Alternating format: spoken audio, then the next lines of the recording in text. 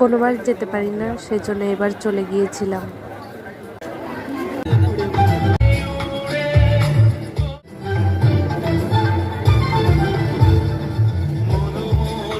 অনেকগুলো জায়গায় পূজা দেখতে বের হয়েছিলাম। এর মধ্যে চলে আসলাম প্রথমে রমনা কালী মন্দির। এটা আমাদের প্রথম পূজা ছিল, সবাই মিলে গিয়েছিলাম, খুব ভালো লেগেছে পূজা দেখতে। মন্দিরের বাম পাশে চোখ করতেই দেখি মানুষরূপী ভোলানাথ সবাইকে আশীর্বাদ করছে, আর সবাই মানুষরূপী ভোলানাথের সাথে দাঁড়িয়ে ছবি উঠছে, কেউ সেলফি নিচ্ছে। তারপর তোমাদের দাদাভাই এই যে গ্যাস বেলুনগুলো ধরে কে যেন ফোন করেছে, সেজন্য ফোনে ব্যস্ত ছিল। আর এদিক দিয়ে অনেক লোকজন, অনেক হইচই ছিল। তুলনামূলক এবছর লোক কমই হয়েছিল, সবাই বলছে গতদিন নাকি অনেক লোক হয়েছিল, সেই জন্য আজকে অনেক লোক কম হয়েছে।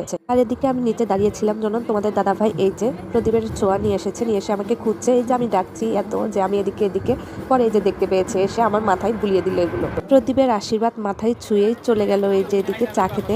আমাকে বললো খাবে নাকি চা, আমি বললাম না আমি খাবো না, সেজন্য এই যে শুধু নিজের জন্য নিয়ে এসেছে। পরে শুনি যে এখানে নাকি ফ্রিতে চা খাওয়ানো হচ্ছে। তারপরে এই যে একটু ভিডিও করে নিলাম তার। তোমাদের দাদাভাই চা খাচ্ছিল আর অপেক্ষা করছিলাম যে বাকিরা কখন চলে আসবে। রমনাতে এসেই আমি আমার মতো করে ঘুরে বেড়াচ্ছিলাম, পূজা দেখছিলাম, ছবি তুলছিলাম, ভিডিও করছিলাম। তোমাদের দাদাভাই আমাকে খুঁজেই পাচ্ছিল না। পরে এই যে আমাকে ফোন করলো, আমি বললাম এই যে কনসার্টের এদিকে আসি, তখন সে এসে একটু নাচানাচি করলো। আর এখন আমি দাঁড়িয়ে আছি এই যে দুর্গা মন্দিরের সামনে। সবাই না আসা পর্যন্ত আমরা ঘোরাঘুরি করছিলাম, ভিডিও করছিলাম, ছবি তুলছিলাম, আর বলছিলাম যে কখন আসবে। ততক্ষণ আমরা এখানেই ছিলাম দাঁড়িয়ে। তারপর সবাই আসলে আমরা এখান থেকে চলে গিয়েছিলাম একদম শাঁখারী বাজারে। তারপর যখন সবাই আসলো তখন মন্দির থেকে বেরোনোর আগে সবার সাথে সুন্দর করে সব ছবি তুলে নিলাম।